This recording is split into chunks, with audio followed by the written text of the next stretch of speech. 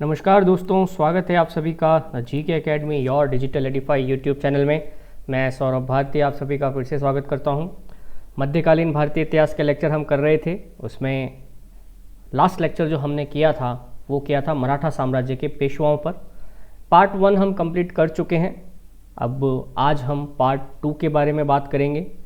पानीपत के तीसरे युद्ध के बाद पेशवाओं की मराठा साम्राज्य में स्थिति क्या हुई, किस प्रकार से मराठों को पेशवाओं ने संगठित करने का प्रयास किया, परंतु आंतरिक राजनीति में उलझकर मराठों के इन पेशवा तथा उनके उत्तराधिकारियों ने अपना ही विनाश कर लिया। किस प्रकार से ये सब हुआ, आइए जानते हैं। लेक्चर शुरू करने से पहले बता दूं, अगर आप चैनल पर नए हैं, भारतीय इतिहास, भारत विश्व भूगोल, राजस्थान भूगोल, भारत राजस्थान की अर्थव्यवस्था और करंट जीके से संबंधित प्रश्नों को जानने के लिए, इनसे संबंधित नोट्स तथा लेक्चर्स को प्राप्त करने के लिए आप चैनल को सब्सक्राइब कीजिए। एग्ज़ाम में बहुत हेल्पफुल रहेंगे। शुरू करते हैं। लास्ट हमने बात करी थी पेशवा बालाजी विश्वनाथ पे, बालाजी बाजीराव पर। बालाजी बाजीराव की मृत्यु के बाद 1762 में इसका एक ज्येष्ठ पुत्र जो मात्र 16 वर्ष का था, वह अगला पेशवा बना। वास्तव में बालाजी बाजीराव को जो है बहुत बड़ा झटका लगा था पानीपत के तृतीय युद्ध के अंदर अपने चचेरे भाई सदाशिव भाऊ को खोने का। अफगानियों के हाथों लाखों की संख्या में मराठे मारे गए थे, इससे बहुत क्षति हुई थी। इस वजह से कहा जाता है कि बालाजी बाजीराव अस्वस्थ रहने लगा और असमय उसकी मृत्यु हो गई। इसकी मृत्यु के बाद वैसे ही मराठे असंगठित थे, बहुत बड़ा अभी उन्हें पानीपत के तीसरे युद्ध के रूप में झटका लगा था, तो फ्रेजाइल थे, मतलब संगठन जो था वो बहुत ही कमज़ोर था।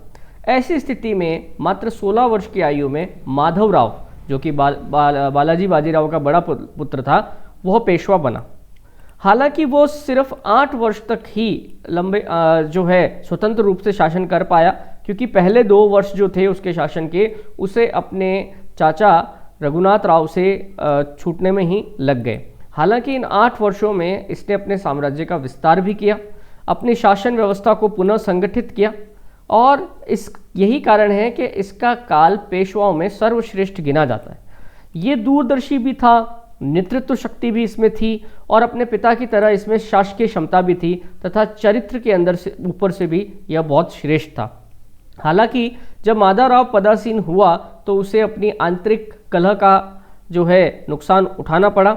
इसके एक स्वार्थी चाचा रघुनाथ राव जो है वो अपने भतीजे को हटाकर खुद पेशवा बनना चाहते थे। इस वजह से उन्होंने मराठों के परम शत्रु निज़ाम से गठबंधन कर लिया, निज़ाम उल मुल्क से हैदराबाद के, और निज़ाम के साथ जो है वो अपनी सेना लेकर आए और माधवराव को आले गांव में परास्त कर दिया। हालांकि माधवराव को शुरुआत में बंदी बनाया, पर उसे छोड़ दिया।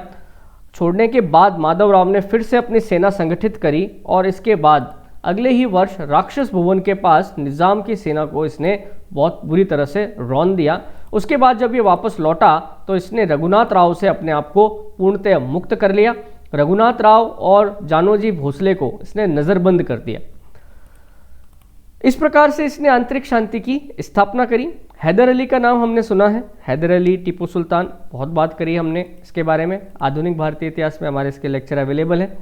हैदर अली जिसने अंग्रेज़ों को हराया था, वो 4 बार माधवराव से परास्त हो चुका था। माधवराव ने हैदराबाद और जो हैदर अली है मैसूर रियासत का, इन दोनों से चौथ की वसूली की थी। इसने मराठा और बुंदेलखंड पर मराठों का प्रभाव पुनः स्थापित किया, जो कि मराठों के असंगठित होने के कारण इनके हाथ से निकल गए थे। राजपूतों का भी इसने दमन किया और उनके कई क्षेत्र उनसे छीने। जाटों और रोहेल अफगानों से इसने चौथ की वसूली करी। मराठा सेना ने दिल्ली तक अभियान किए वापस, और मुगल सम्राट शाह आलम को जो है उसे दिल्ली का तख्त जो है वापस दिलवाया। इस बार भी पानीपत के युद्ध से पहले जिस प्रकार मराठा भारत में शक्तिशाली थे, कुछ समय बाद पुनः मराठे माधवराव की सहायता से, माधवराव के नेतृत्व में अपनी खोई हुई प्रतिष्ठा को हासिल करने में सफल रहे, परंतु होने को कुछ और ही मंजूर था। माधवराव की बहुत ही असमय मृत्यु हो गई। मात्र 1773 के अंदर ही जो है छोटी सी आयु में इसकी मृत्यु हो गई। इसकी जब मृत्यु हुई तो क्योंकि यह निसंतान था तो इसके कारण पेशवा का पद गया इसके छोटे भाई नारायण राव के पास। नारायण राव जो है वो माधवराव की तरह चारित्रिक गुणों वाला नहीं था। प्रकृति से अस्थिर, बात बात पर गुस्सा करना और विलासी प्रवृत्ति का था। ऐसी स्थिति में रघुनाथ राव, जिसने माधवराव को भी हटाने के लिए निजाम से संधि की थी, उसने फिर से पेशवा के विरुद्ध षड्यंत्र आयोजित किया। वो पेशवा को बंदी बनाना चाहता था, परंतु थोड़ा प्लान गड़बड़ हो गया और पेशवा के महल में ही नारायण राव ने जो है वो नारायण राव की हत्या जो है रघुनाथ राव के अनुयायियों ने कर दी। ऐसा कभी नहीं हुआ था कि आंतरिक कलह के चलते हुए पेशवा की हत्या उसके ही सगे संबंधी और परिवार वाले कर दें। इस वजह से मराठा सरदारों के अंदर रोष तो था ही, परंतु फिर भी कुछ समय के लिए रघुनाथ राव जो है वो पेशवा बनने में का समर्थ रहा, वो पेशवा बन गया। तो बात करें रघुनाथ राव की।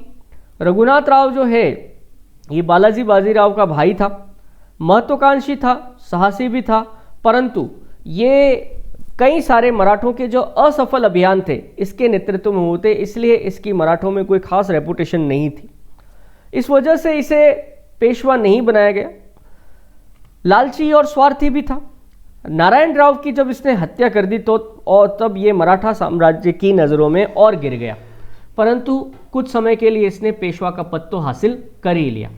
कुछ समय बाद नारायण राव की विधवा के जब पुत्र उत्पन्न हुआ तो नाना फडणवीस, देखिए नाना फडणवीस को जो है मराठों का मैकियावेली कहा जाता है।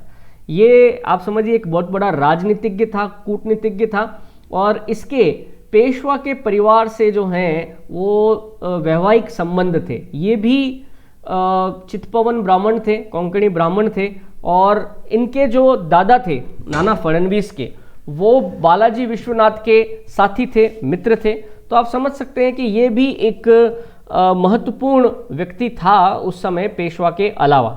तो नाना फडणवीस के नेतृत्व में रघुनाथ राव के खिलाफ एक विद्रोह खड़ा हुआ। इस वजह से रघुनाथ राव को पेशवा का पद छोड़ के भागना पड़ा और पेशवा का पद छोड़ने के बाद वो अंग्रेज़ों की शरण में गया। अंग्रेज़ों से उसने सूरत की संधि करी 1775 में। उसने अंग्रेज़ों को कहा कि मैं ही मराठों का पेशवा हूँ, पर हालांकि उसे हटा दिया गया था मराठों द्वारा, पर अंग्रेज़ इस बात से अनजान थे। अंग्रेज़ उसे वापस जो है पेशवा का पद दिलाने में सहायता करने वाले थे।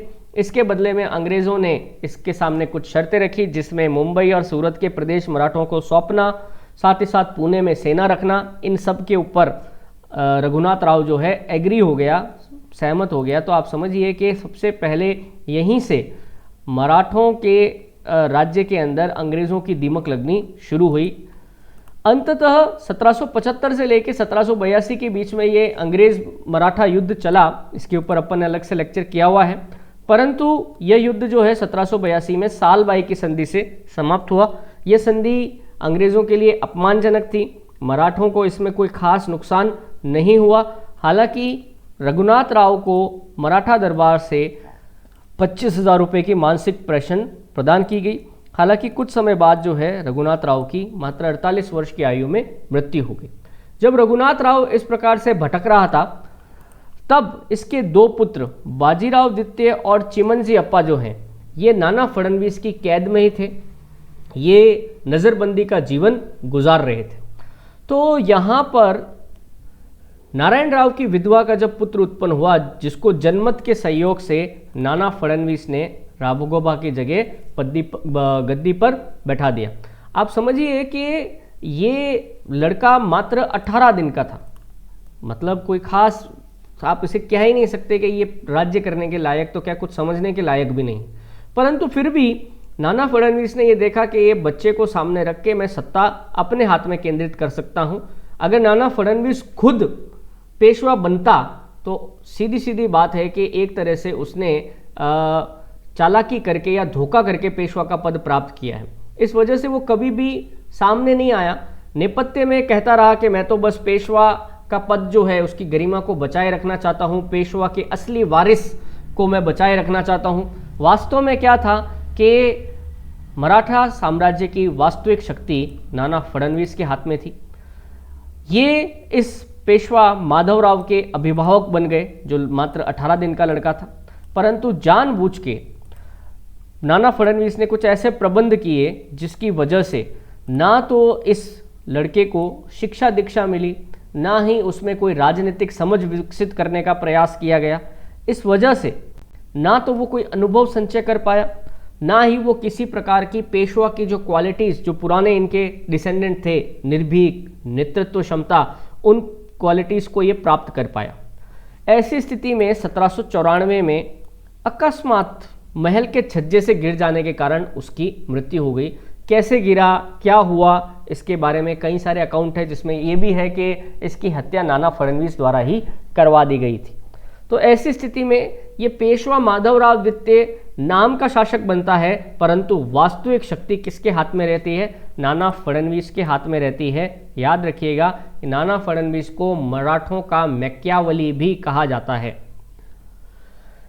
इसके बाद जब माधवराव द्वितीय की अकस्मात ही मृत्यु हो गई, तो अब वापस से मराठा साम्राज्य में पेशवा के उत्तराधिकार का संकट खड़ा हो गया, क्योंकि ये भी माधवराव द्वितीय भी जो है यह निसंतान मर गया था। अब क्या किया जाए? तो अब राघोबा के वंश की तरफ देखा गया, वही रघुनाथ राव जिसको पेशवा बनने से नाना फडणवीस ने रोका था। तो अब देखिए, नाना साहब जो है फिर से चाल चलता है। अब वो क्या करता है, रघुनाथ राव के बड़े लड़के बाजीराव द्वितीय और उनके छोटे भाई चिमनाजी अप्पा, जो दोनों उसकी कैद में ही थे, नज़रबंद किए हुए थे, उनमें से अब किसी एक को इसको मराठा साम्राज्य का पेशवा बनाना होता है। तो नाना फडणवीस शुरुआत में क्या करता है, चिमनाजी अप्पा को जो है वो मराठा साम्राज्य का पेशवा बनाता है, जबकि वो रघुनाथ राव का छोटा पुत्र था। वास्तव में हक किसका होना चाहिए था? रघुनाथ राव के बड़े बेटे बाजीराव द्वितीय का। परंतु क्या किया इसने, नाना साहब ने एक चाल चली। उसने कहा कि माधव राव की जो विधवा पत्नी है यशोदा बाई, क्योंकि उसने चिमनाजी अप्पा को गोद ले लिया है, इस वजह से मराठा साम्राज्य का अगला पेशवा ये चिमनाजी अप्पा होगा, बाजीराव द्वितीय नहीं होगा, भले ही वो ज्येष्ठ हो तो होगा।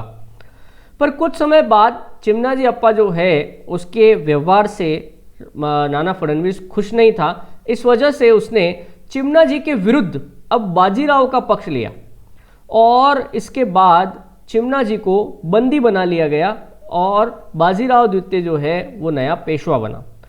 इसके बाद जो है चिमनाजी बंदी कैद में ही रहा, जबकि बाजीराव द्वितीय जो है वो मराठा साम्राज्य का अगला पेशवा बना, इस शर्त के ऊपर कि नाना फडणवीस जो है उसके हाथ में मराठा साम्राज्य की शक्तियां केंद्रित रहेंगी। बाजीराव द्वितीय कोई भी काम नाना फडणवीस की आज्ञा के बिना नहीं कर सकता था। तो ये चिमनाजी का क्या हुआ बाद में देखें अपन। तो चिमनाजी शुरुआत में तो कैद में ही पड़ा रहा। उसके बाद जब मराठे अंग्रेजों से पूरी तरह से हार गए, तृतीय अंग्रेज मराठा युद्ध में, उसके बाद जो है ये चिमनाजी जो है ये इसको भी पुणे से निकाल दिया गया। ये पुणे से निकलने के बाद बनारस चला गया और वहीं पर इसकी 1830 में मृत्यु हो गई। तो ये देखो मराठा साम्राज्य का एक और पेशवा कौन, चिमनाजी अप्पा, जो बहुत ही कम समय के लिए पेशवा बना। आखिरी पेशवा जो मराठा साम्राज्य का था वो था पेशवा बाजीराव द्वितीय। बाजीराव द्वितीय देखिए, क्योंकि इसके पिता रघुनाथ राव अंग्रेज़ों की शरण में चले गए थे, वहाँ पर जाकर उन्होंने पेशवा बनने की कोशिश करी परंतु उसमें असफल रहे। इनके दोनों लड़के, एक ये बाजीराव द्वितीय और चिमनाजी अप्पा, पीछे जेल में ही रह गए थे, एक तरह से नज़रबंद रह गए थे। ऐसी स्थिति में इनकी शिक्षा दीक्षा हो नहीं पाई। साथ ही साथ इनकी प्रकृति भी जो है वो थोड़ी सी कटु हो गई थी, यानी कि बात बात पे गुस्सा करना, लोगों पे भरोसा नहीं करना, इस प्रकार की इसकी हरकतें थी। हालांकि जब ये पेशवा इसको बनाया गया तो नाना साहब का इसके ऊपर पूरा नियंत्रण था, परंतु 1900 के अंदर जब नाना फडणवीस की मृत्यु हो गई तो ये पूरी तरह से उच्छृंखल हो गया, इस पर किसी का भी नियंत्रण नहीं रहा। इसके दुर्व्यवहार, खास करके इसका दुर्व्यवहार जो मराठा सरदारों के साथ था वो बहुत ही बढ़ता गया और ये दुर्व्यवहार इतना बड़ा कि इसने यशवंतराव होलकर के भाई विट्ठोजी होलकर की हत्या कर दी। इस वजह से यशवंतराव होलकर, जो मराठा साम्राज्य का एक बहुत ही सशक्त सेनापति था, उसने पेशवा के ऊपर हमला कर दिया। पेशवा की तरफ से सहायता करी थी इस समय महादजी सिंधिया ने। हालांकि पेशवा और सिंधिया की संयुक्त सेना को होलकर की सेना ने हरा दिया। तो अब जो मराठा साम्राज्य था, मराठा संघ था, वो आंतरिक युद्धों के अंदर ही उलझ गया और यहीं पर अंग्रेजों ने मौका देखा मराठों को परास्त करने का। अंग्रेजों ने क्योंकि अब होलकर अलग हो चुके थे, सिंधिया, गायकवाड़ और भोसले, उन्होंने भी अपनी शक्ति में वृद्धि कर ली थी। वो पेशवा के किसी भी बुलावे पर ध्यान भी नहीं देते थे। तो ऐसी स्थिति में पेशवा ने अंग्रेजों से संधि करना उचित समझा और उसने बसीन की संधि कर ली अंग्रेजों से। इसके अंतर्गत जो है मराठा साम्राज्य में की राजधानी पुणे में अंग्रेजों की सेना की टुकड़ी रखना पेशवा ने स्वीकार कर लिया था। इसके बाद जब ये पुणे पहुंचा तो फिर से अंग्रेजों और मराठों के अंदर युद्ध छिड़ गया। युद्ध छिड़ने का कारण था कि शुरुआत में तो इसने सेना को रहने का हाँ कर दिया था, बट बाद में ये पलट गया। परंतु बाद में 1803 के अंदर इसे अंग्रेजों का प्रभुत्व स्वीकार करना पड़ा। इसने अपनी राजधानी पुणे में अंग्रेजी सेना की टुकड़ी रखना स्वीकार कर लिया। साथ ही साथ सहायक संधि करके राज्य की कुल आय का एक हिस्सा अंग्रेजों को देना स्वीकार किया। और आप समझ सकते हैं यहीं से पेशवा की जो एक स्वतंत्रता थी वो समाप्त हो गई। इसके बाद 1803 से 1805 में चले अलग अलग युद्धों में अंग्रेजों ने सिंधिया, होलकर, गायकवाड़ और भोसले को भी हराकर जो है उनसे भी संधियां कर ली थी। वो लोग भी कमज़ोर हो गए थे। तो यहाँ पर अंग्रेज जो है वो मराठा साम्राज्य के ऊपर पूरी तरह से हावी हो जाते हैं, परंतु अभी भी उन्होंने पेशवा का पद समाप्त नहीं किया था। कुछ सालों बाद जब लगातार अंग्रेजों का दखल मराठों के आंतरिक मामलों में बढ़ने लगा तो मराठों ने एक बार फिर से अंग्रेजों के खिलाफ मोर्चा खोला और इस बार उनका साथ पिंडारियों ने दिया था। तब तक अंग्रेज बहुत ज़्यादा मजबूत हो चुके थे। भारत की कई सारी रियासतें, खास करके राजपूताना और मालवा की रियासतों में अंग्रेजों ने सहायक संधियां कर ली थी। इस वजह से अंग्रेजों की सैन्य शक्ति में बहुत वृद्धि हुई थी। अब अंग्रेजों को हराना बहुत मुश्किल था। 1817 से लेकर 1818 के मध्य तृतीय अंग्रेज मराठा युद्ध हुआ। इस युद्ध के अंदर पेशवा पूरी तरह से हार गया और अंग्रेजों ने अब पुणे से पेशवा को निकाल दिया।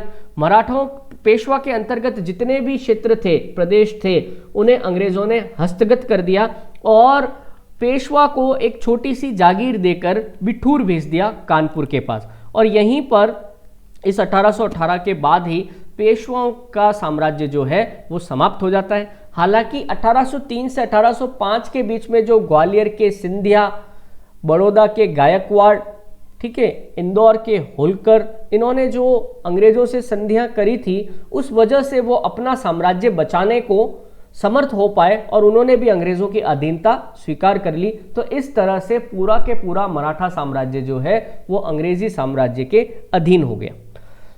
बाजीराव द्वितीय ने अपने जीवन के अंतिम वर्ष जो है वो बिठूर में गुजारे। यहाँ पर इसका कोई पुत्र तो था नहीं, तो इसने धोंदू पंत उर्फ नाना साहब को गोद लिया था। ये वही नाना साहब है जिन्होंने 1857 में क्रांति की, अंग्रेजों के खिलाफ युद्ध किया। इन्हीं के बड़े सेनापति थे तात्या टोपे। झांसी की रानी लक्ष्मीबाई भी जो हैं इन्हीं के खानदान से संबंध रखती थी। तो 1857 की क्रांति में भी इन मराठों का बड़ा योगदान है। तो यही दो नाना साहब हैं, ये भी पेशवा के ही वंश से संबंध रखते थे। तो इस प्रकार से जो है पेशवा साम्राज्य का अंत होता है और वो पूरी तरह से अंग्रेजी साम्राज्य में मिल जाता है। तो दोस्तों यहाँ पे ख़त्म होता है एक बहुत बड़ा चैप्टर कि किस प्रकार से सत्ता का हस्तांतरण अंग्रेज़ों को हुआ। अब अंग्रेजी जैसे ही सत्ता में आते हैं वहाँ से अपना आधुनिक काल शुरू हो जाता है और आधुनिक काल में अपन ने फिर इन अंग्रेज़ों ने किस प्रकार से भारत में अपनी शक्ति का विस्तार किया उसके बारे में अपन ने पूरे विस्तार से चर्चा की हुई है। मध्यकाल में अब भक्ति और सूफी आंदोलन बच गया है, उसके भी लेक्चर मैं जल्दी ही डाल दूंगा। आशा करता हूँ आपको ये लेक्चर पसंद आ रहे होंगे। क्वेश्चंस वगैरह कुछ हैं तो आप ज़रूर कमेंट बॉक्स में लिखिए, मैं आपको ज़रूर आंसर करूँगा। मिलते हैं फिर नए अगले लेक्चर में, तब तक के लिए धन्यवाद। Thank you.